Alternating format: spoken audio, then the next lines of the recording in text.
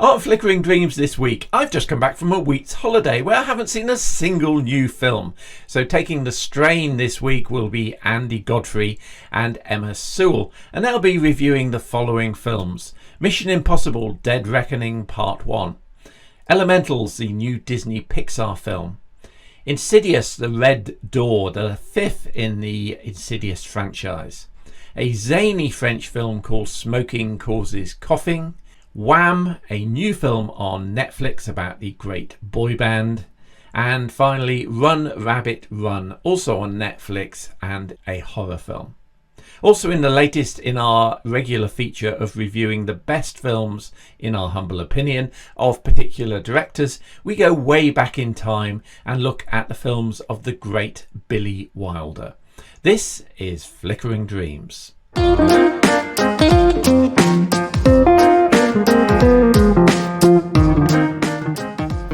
So, as I said, we're going to start with the latest Mission Impossible film, Mission Impossible Dead Reckoning Part 1.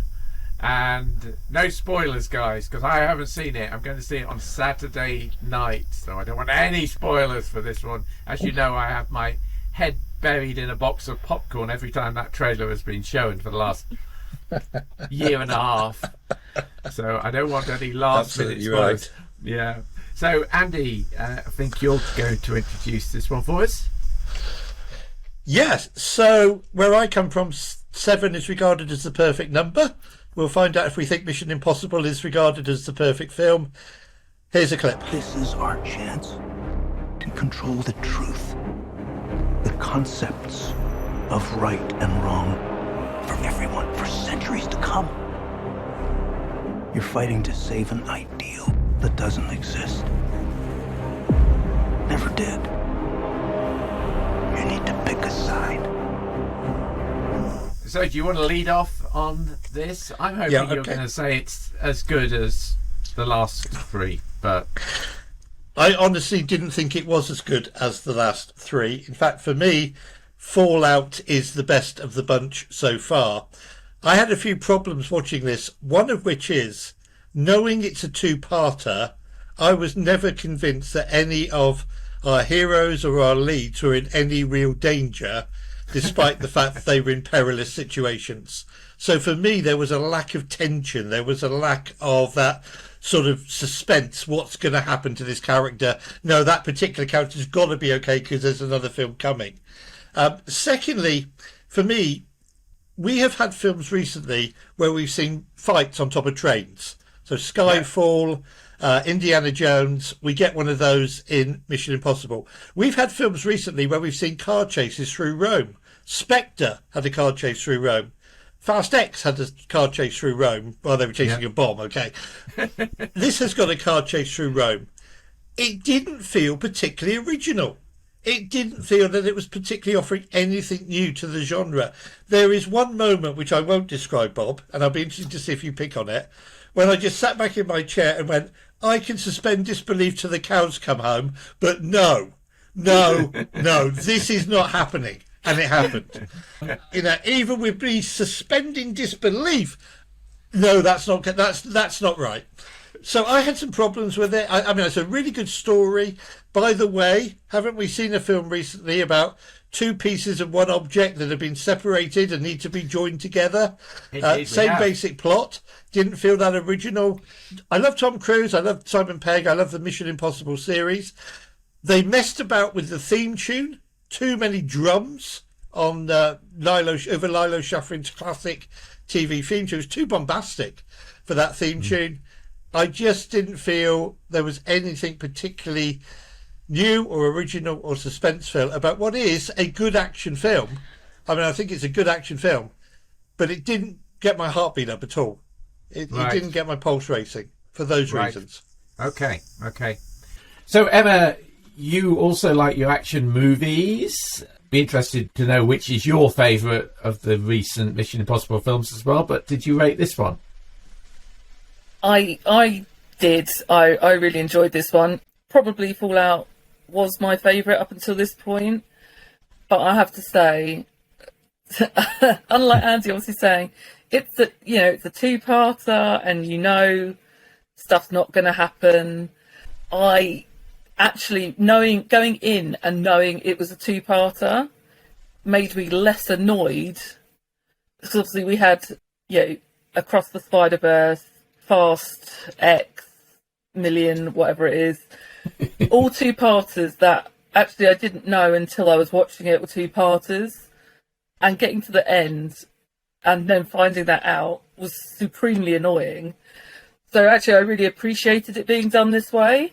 Right. I didn't have too much of an issue with finding holes that, well, this won't happen, that won't happen. I got really into it very quickly, and I could quite honestly have sat through more of that film. I was a bit worried it was going to be a bit long, but actually, what was it? It flew by. 2 hours 20. Is it that long? Yes, it is. Yeah. Oh man, yeah, we're going to see it quite late on Saturday night already. It's going to be past midnight when we get out. Oh, and of course, Emma, you will get to see more of that film because part 2's coming. Hey! I did really enjoy it. I thought, I've forgotten all of their names. Hayley Atwell, I really enjoyed. I thought she was very good. I'm desperately trying not to say anything spoilery for you, Bob. Don't. I just really enjoyed the action scenes, and there's that light comedy in there with Simon Pegg, as always, and I just think it's a really great team that work together on these now. I thoroughly enjoyed myself. Good. My actual personal favourite is actually Rogue Nation as a film, just because I just loved the Airbus thing at the beginning. I love the whole of that Italian opera scene. I just think it's a beautiful piece of filmmaking. The underwater tank thing, less so, but All Out was great, but didn't quite make it for me. So I'm now looking forward to that. Marks out of 10. There's only 2 of you, so we need an average. Andy, what will you give it? I'm going for 7. 7 out of 10. Partly because it didn't feel completely original enough. Okay. And Emma? That's good. I was worried I would have to bump my figures up to get it past the threshold, but we're good. Last minute decision. Come on, Emma. I'm going to give it a 9. 9 out of 10. I really did. That makes enjoy it easy for me, because that gives it a Flickering Dreams total of 8.0 for Mission Impossible, making it a... which the summer cinema needs very much. Okay, we're going to move on then quickly now to Disney Pixar's latest Elementals. Emma, can you give this a quick intro? Certainly. So, Elementals.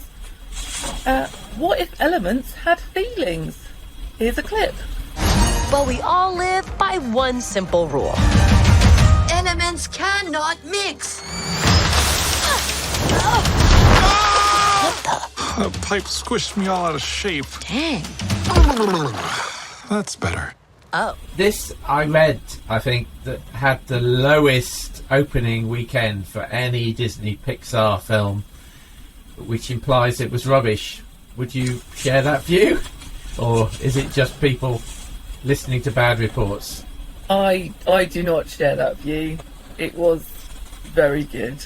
Especially when you consider that the last few that they've had have been absolutely atrocious. Just very much felt like a waste of my time. Oh, I'm trying to remember what they are now. So what did we have? Onward. Yeah, which was great. I found that very self-indulgent and Yeah. really very challenging to enjoy. And Soul. There was Soul, though, wasn't there? That was great. I enjoyed Soul. I enjoyed Soul. Soul was good. Yeah. Although I did rate it very highly, and I think part of that was because it was one of the first things I saw in an actual cinema screen after the pandemic. Oh. Yeah, that'll do it. That did give it a few extra bonus points. Right. But yeah, I mean, Lightyear I was very excited for, but that didn't really grab me in the way I kind of hoped. I went in having very low expectations and completely blew me away. I really loved the way they managed to incorporate all the elements to work together. It was funny, it was heartwarming. I mean, I might as well have been a water element. I was sobbing pretty much constantly. Okay. And just as a little extra, the short that they put before it, that had me crying. So I wasn't even in the film yet and I was crying. But it made a nice little addition. Okay, great. Andy? I'm going to slightly disagree with Emma. I saw this 3 weeks ago at a preview screening. I think it's an incredible work of the imagination to say, okay, let's bring fire and water and air and earth to life and turn them into characters. I think the imagination is stunning. I think that the background and the animation is stunning.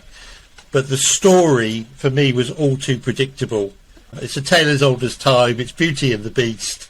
Fire and water don't mix, but in this they do, and they end up falling in love. So to me, you could see where the story was going right from the off, and I probably not the target audience, I admit, being a grumpy 60-year-old, but my 33-year-old daughter went to see it yesterday, and she is the world's biggest Disney fan, and she rang up and said, "Dad, I'm disappointed.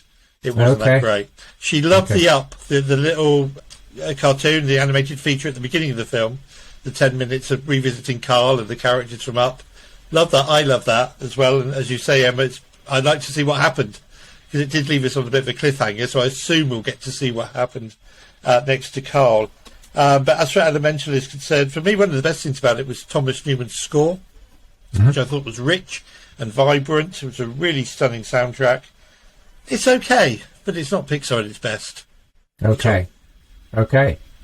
So I'm going to see this one tomorrow, hopefully. So if my jet lag makes me wake up at any sort of sensible time.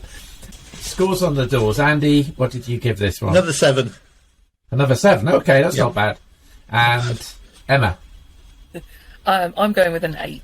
An 8. So that gives us a Flickering Dreams score of 7.5, making this also another.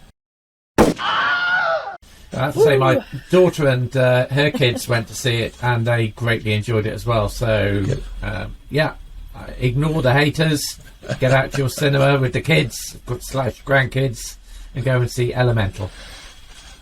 Right, we're moving on then to a horror film. Another horror film.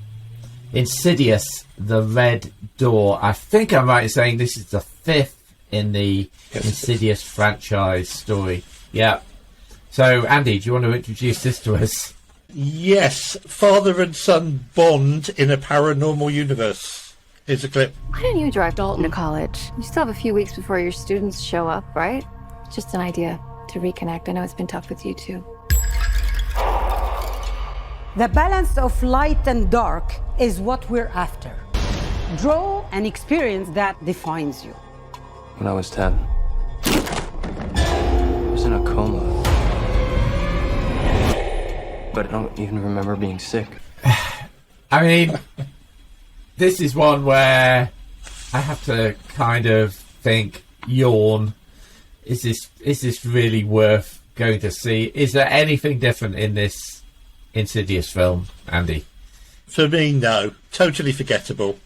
I mean, I think within leaving the cinema, coming home, and half an hour later sitting down to write a review, I'd virtually forgotten most of what it was about anyway. And, that's not a good sign. Not a good sign. It got out of my brain. It's about astro projection, and we meet characters that we met before. Patrick Wilson is in this. Ty Simpkins is in this. What staggered me is that its opening weekend in America was bigger than Indiana Jones, The Dial of Destiny's opening weekend in terms of box office takings. I can't for the life of me think why. This is an utterly forgettable, non-scary horror film about people coming out of their bodies into another realm, meeting, bonding, being scared, and then very quickly getting over it, as if nothing had happened. So, for me, Insidious, The Red Door, it was just a really, really poor effort. And I can't see that they're going to be able to keep making these films, because they're not even keeping the fans happy. And yet people went to see it, but have come out saying we're not going to see it again. Right. It is a poor effort, not scary at all. Not even it didn't even make me feel uneasy. Okay. Is this one that you saw, Emma, or not? So I did see this one. I'd actually not seen any of the series. at all. So I was talking with people like, oh, should I watch them like beforehand? And the resounding opinion was, watch 1 and 2, don't watch 3 and 4. So that is what I did. Oh, well done. Because I'd only, like, relatively speaking, I'd only really got into, let's call it sensible horror recently. Like, give me funny horror, I was fine with that. But like the more serious stuff, I only like got into very recently. So I've done like other things like the Conjuring and the Annabelle movies, all of that, and I got to this point I was like, I just don't fancy this. But the new one out, so I watched the first 2 back to back and I loved them. I was absolutely over the moon that I just discovered this. So going to the Red Door, I was like, oh yay, more of the same. No. Now I don't think I won't be as I don't have that much history with it. Obviously, I'd only seen the original 2 a couple of days earlier, so I really don't have any tie to this series at all. So I wasn't massively let down. I still had a relatively good time, but yeah, it's not a great film. I like the ideas it had, but whether it's something because it's Patrick Wilson's first go at directing, and I don't know how much that would have to do with it. I like some of the ideas, but I just don't think they were executed well enough to be a follow-up to the first 2, which was, as I say, a little disappointing, but it's not a massive blow to me. Okay. So I think I know where this one's going. Andy, what was your score out of 10? I'm being so kind. I am a Rev. I'm giving it 4. 4 out of 10. Emma? I'm going 5. 5. So that gives us a Flickering Dreams score of 4.5. And I think we can definitely say we've given Insidious the red door, showing it the door, because it's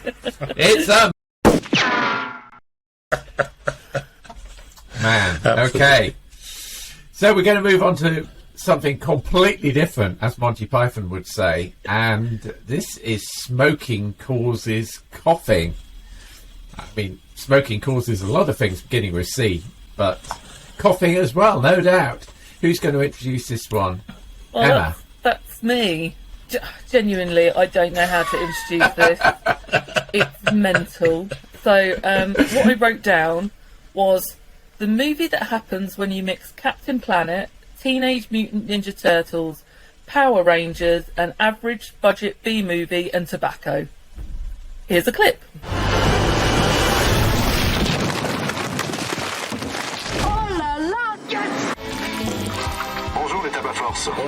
Bonjour, chef Didier. C'est en étant soudés que vous pourrez sauver le monde.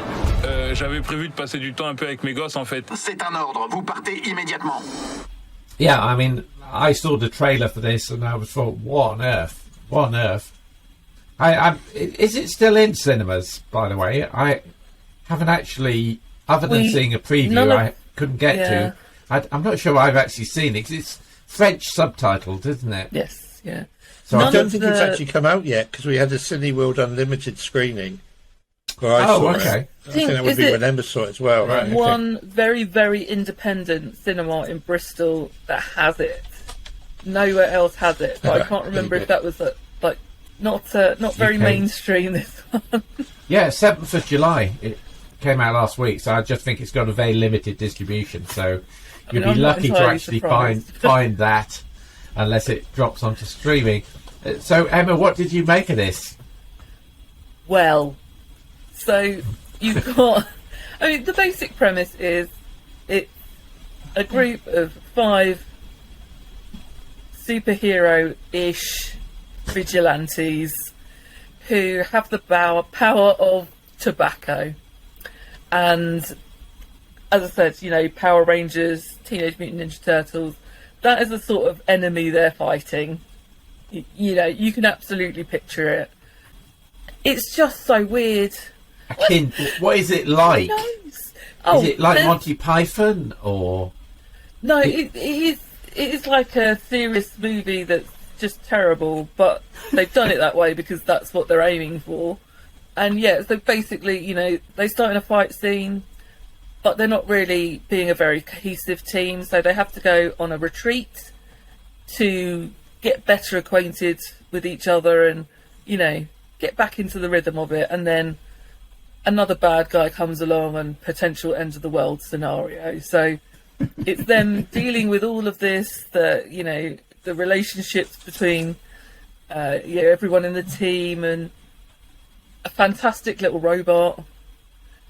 And yeah, obviously, I mean, I am going to spoil it because I can't remember if it was in the trailer or not, but you get the idea when you say they've got the power of tobacco. They basically all stand around the villain and put out their hands Captain Planet style and release their different toxins from tobacco and kill the villain with cancer. It's true. So it's a film with a message. I don't know what that message is. There are just so many. But it was hilarious. Like, there were only 3 of us in the screening. Foreign language films don't do great at my Cineworld. Yeah. And yeah, I think it was literally 3 of us, and the 3 of us were having a riot. We were laughing like all the time. Yeah. I mean, yes, it won't be on at a local cinema near you, but absolutely try and find it to watch. Okay. It's well worth it. Good. Andy, did you have the same view? Yeah, I wrote down Monty Python meets Jackass. Okay. Okay. Yeah, as Emma said, you've got these 5 superheroes fighting using nicotine and other stuff to do with cigarettes. They go off on a retreat. They are led. Their team commander is clearly on another planet. He looks like Elf after he's been through an accident, a car crash. And he's drooling and green drool, and he's always in bed with some beautiful woman, and there's another ludicrous plot line going on there. And the whole thing is ludicrous, zany, over the top. Do you know what? I had great fun. It really is it's almost, not quite, but it's almost a Plan 9 from outer space for this generation. Yeah, I was really going to suggest that when Emma was saying that. Is that Plan 9 from outer space? Or... Yeah. So it's so bad, it's good. And I think it will probably be one of those films that ends up getting cult status somewhere down the road, where people will go to late night screenings dressed up in the costumes and or dressed up as cigarettes. I have a feeling that may happen, but it's going to disappear from cinemas very quick. It'll be available to stream very, very soon. It's 95 minutes of pure zaniness. Just go and have a laugh at it. They're laughing at themselves, actually, because they know the whole thing's being made for about 10 quid. And was it even really that long, like though? It. Sorry? Was it even that long? No, sorry, you're right. It's 77 minutes, isn't it? Yeah. Oh, wow. Sorry, my mistake. Thank you for correcting me. 77 minutes. I'm sure I came out and it was still bright sunshine. Yes. Right, scores out of 10 then. Who's going first? Shall I go first? Go on, Emma. I really want to give this a 10. I feel like I shouldn't, though. Which is awful. You feel dirty giving it a 10. I do. I think I'm going to have to. I enjoyed it. There's nothing I would change. Go for it. Yeah, 10. Okay, 10. Andy? I'm going to give it an 8. An 8, okay. An 8, yes. Well, that still gives us a pretty solid Flickering Dreams score of 9.0, making it a vaping... Wow, smoking causes coughing. That certainly sounds... Yeah, nuts. I'm surprised it got that higher score, let's say. But, only because it's so bad. Well, only because it's so bad, it's good. Good. Bit like Moonfall. All right, exactly. So terrible. Let's not go there. So terrible. I really enjoyed it. Yeah. Good. That's what I like to hear. We're moving on next to a documentary that's on Netflix. I'm not sure, Emma, whether you've seen this one or not. It's in my watch list. Is Wham, which is a documentary about Andrew Ridgeley and the other one. That's a joke. George Michael. Andy, you've seen Wham on Netflix. What did you make of it? I thought it was really, really fascinating, really interesting, really well put together. The basic sort of format of this documentary is that Andrew Ridgeley's mum kept a scrapbook of every year of Wham's career right from the beginning. And we kind of go through the scrapbooks through the documentary. So year 1, year 2, year 3, year 4, what happened in their 5th year as Wham, what happened, and so on. And I just found that a really interesting way to do it, because we get to see newspaper stories that she'd cut out, reviews of concerts, we get to see photographs that we may not have seen otherwise. And credit to them, there's a lot of contribution from Andrew Ridgeley, a lot of contribution from George Michael, really revealing stuff. It says a great deal about the two of theirs relationship. Credit to Andrew Ridgeley, because it would seem that although George Michael went on to perhaps greater things, and he was the one who was chosen to sing on the Band-Aid single, you know, Do They Know It's Christmas? He was the one who Elton John had on stage with him at Live Aid. He was the one who Queen asked to sort of fill in sometime when Freddie Mercury had gone. There's no sense of jealousy in Andrew Ridgeley at all. There's this genuine thing where he says, I'm so pleased for my mate, for my friend, my lifelong friend, that he's gone on and had this success. It doesn't bother me that I haven't. I'm just very pleased and proud of him. And I thought that was to his credit, really. Because we know what pop groups are like. I mean, I was watching a documentary the other day about the Beatles when they fell out. And these two were still great friends right to the end, you know. And there was no sense of jealousy, no sense of competition.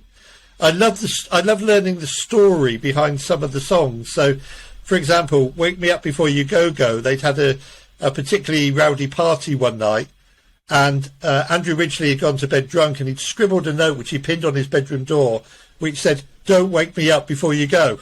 That's how he'd written it drunk, "Don't wake me up before you go." And George Michael said, apparently, "Hey, there's a song there." And they transformed it into Wake Me Up Before You Go Go. You know, we get some behind the scenes stuff about the lifestyle of pop stars. It's not as inventive. I don't know if you guys saw Edgar Wright's film on the Sparks Brothers. I did not, no. Which was I heard absolutely things about it. Yeah, unfortunately it's not on Netflix anymore. But that documentary, it is incredible. Absolutely incredible. They use puppets and all sorts of things, and Edgar Wright brings in all sorts of special effects to tell the story. This doesn't have that, but it has the Andrew Ridgeley's mum's scrapbooks. And they're worth their weight in gold for what they contain. So I love this documentary. I'll sit and watch any documentary about a pop group that's going to inform me about how they got their lyrics together, how they got on with each other, what happened. Really, really interesting on Netflix. Great. We forgot to introduce the clip, but this little clip coming up actually shows some of those early photos and videos of the young kids. Let's see that. We met when I was 11 and Andrew was 12. And there was only ever one thing that I wanted to do. Be in a band with George. Andrew changed my life in exactly the way someone needed to change my life if I was going to be a pop star. And that was it. Wham! Yeah, this looks interesting. I have to say, I was a little old to really appreciate Wham for myself in those days.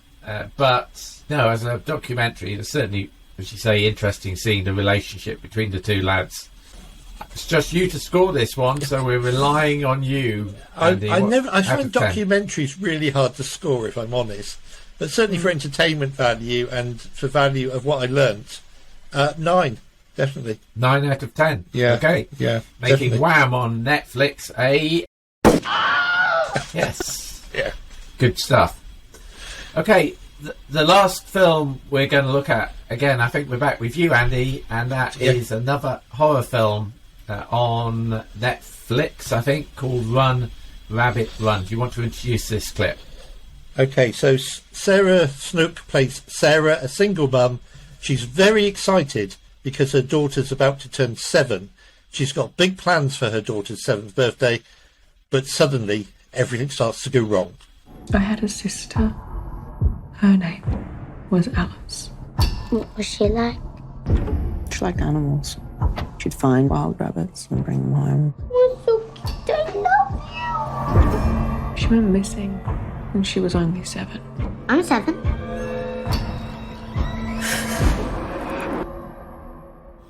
Yeah, this trailer looked quite spooky, but again, I'm not sure that it's very original. Would you say it's original?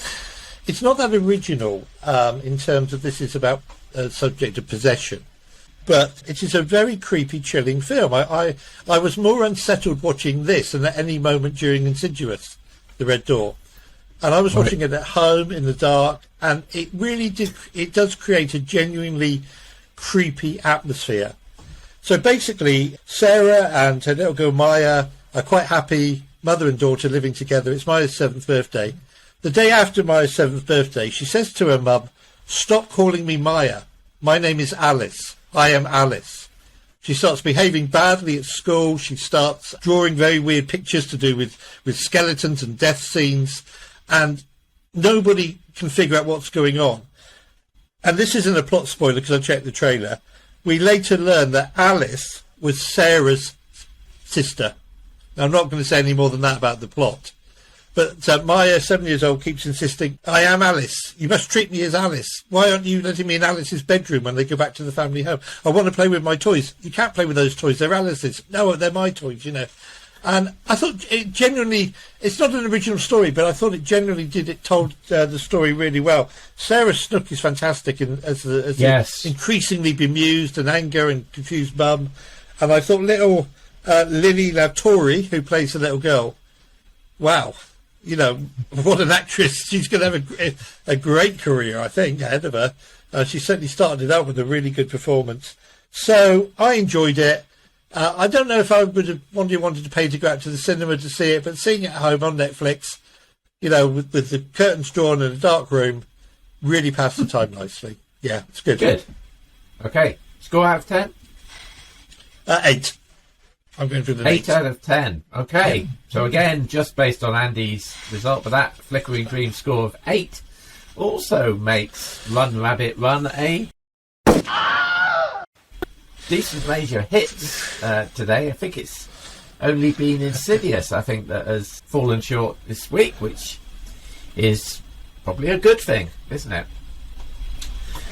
Right, so those are the films that we've looked at this week, and we're going to just move on to AOB and our regular feature where we look at the films of a particular director. And this week we've gone way back in time to look at the films of the great Billy Wilder. Andy, which Billy Wilder picture out of a big range of very good films did you pick? Can I say all of them? Because I just don't think he made a bad film, and I love Billy Wilder's output. But I've gone for Sunset Boulevard. Because this is a Hollywood story about the people who make the movies. The little ones that you never hear of, like Betty and me.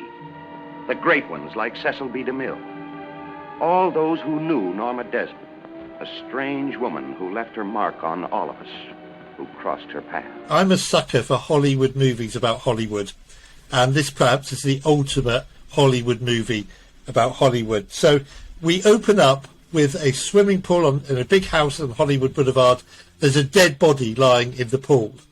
And we hear these words, and I've got the script in front of me. We hear these words: "Yes, this is Sunset Boulevard, Los Angeles, California. It's about 5 o'clock in the morning. The homicide squad, complete with detectives and newspaper men, are looking into this swimming pool. A murder has been reported from one of those great big houses. And what we learn is that the person doing the narration is the guy who's been murdered himself. Mm-hmm. And we then go back in time to the start of the story. We meet Joe, who's a down-on-his-luck script writer, can't get any of his scripts made into movies. He's in debt up to his top of his head. He drives into a garage on Sunset Boulevard, and what he thinks is a deserted house, trying to escape rent collectors who are chasing him. Turns out the house isn't deserted. It belongs to Gloria Swanson. She's playing a faded actress. She was a big star in the silent days. Most people have forgotten her by now. And I have to say, an incredible performance What's by that Gloria Swanson. Famous line from her? It's not me that got small. Yes, it's the pictures that got small. I am big. It's the pictures that got small. It's the pictures that got small. Yes. Yeah. And the film is littered with real life Hollywood people playing themselves. So there's one scene where they're playing poker. She's playing poker in her front room, and Buster Keaton is there, and a few others from the silent era. She goes onto the Paramount lot because she's got dreams of coming back and being a big film star again. And we see Cecil B. DeMille, and he plays himself in the film. And they're making Samson and Delilah, so we get to see behind the scenes of that.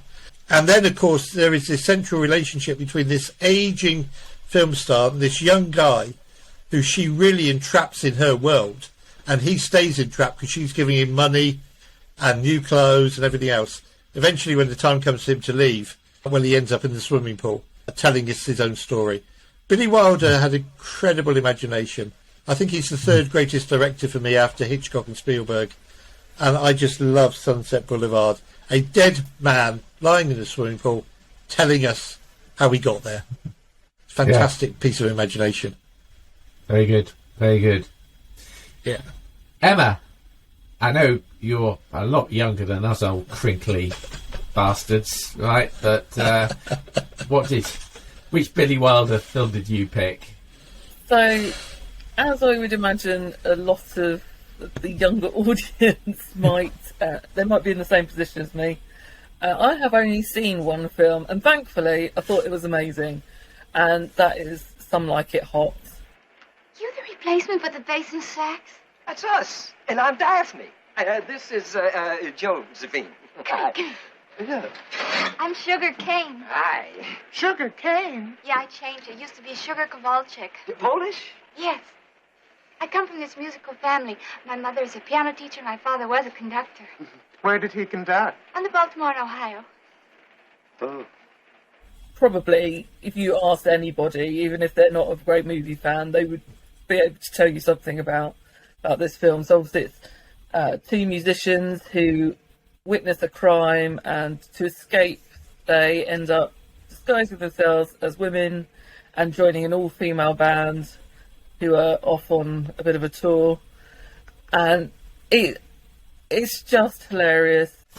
Well, I was amazed when I watched it. So it was a re-release at the cinema, and whenever they were doing that, if I haven't seen the film, I would go, and I was so pleased that I went to see it. I really enjoyed it, and seeing it on the big screen was fantastic. Yeah. I'd love to see that on the big screen again, actually. Yeah. I saw it on the big screen at the BFI a few years back.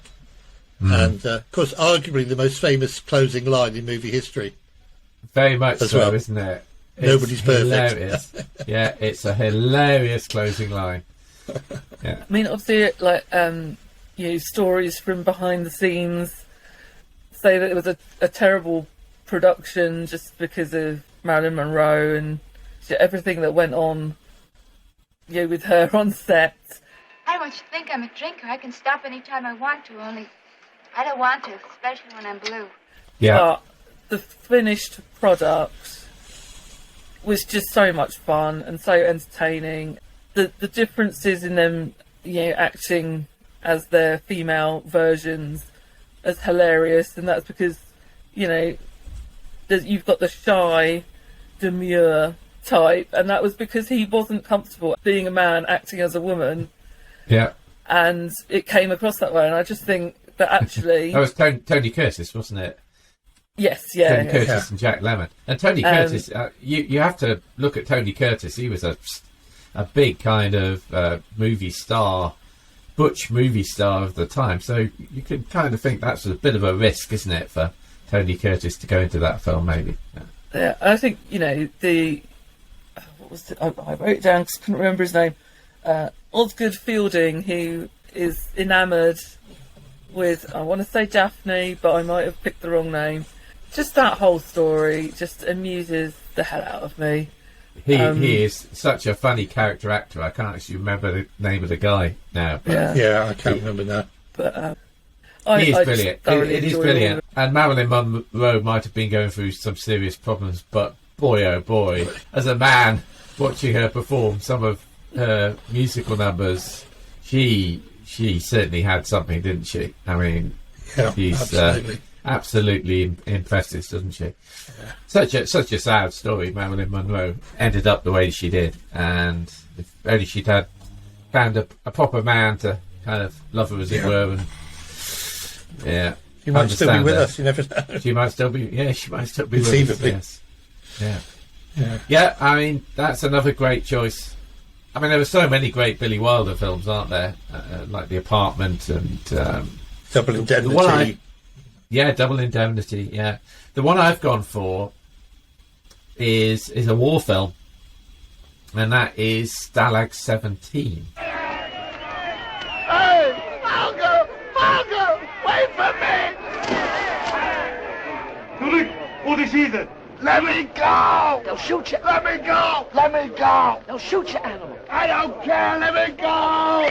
I often wonder that our generation still gets a little bit obsessed with World War II, and I was sat thinking about this some time ago when I thought, when I was born in 1961, so when I was a kind of a toddler and kind of watching the films on the television, like The Great Escape and The Wooden Horse and this film, Stalag 17, the World War II to my parents was the equivalent of 9/11 to us and this generation.